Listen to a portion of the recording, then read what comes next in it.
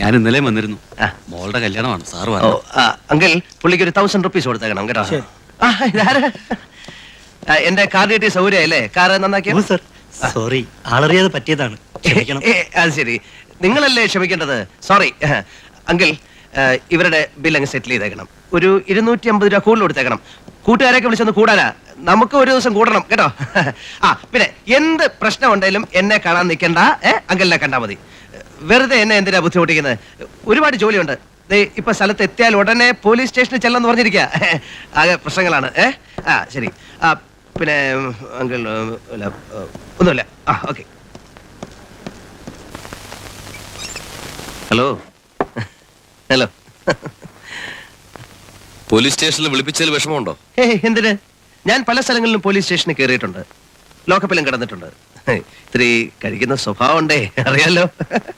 ഇവിടെ ലോക്കപ്പില് മൂട്ടയുണ്ടോ? എന്താ, ലോക്കപ്പിൽ കിടന്നു നോക്കണോ? നിർബന്ധമില്ല. പോലീസ് ഡ്രൈവറെ തല്ലി എന്നൊരു കംപ്ലൈന്റ് ഉണ്ട്. ഓ, കാണട്ടെ.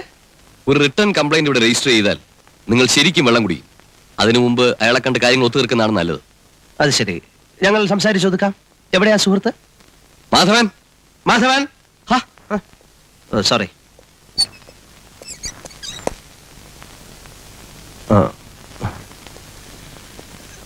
വരണം സുഹൃത്ത്, വരണം. ഞാൻ വരണം.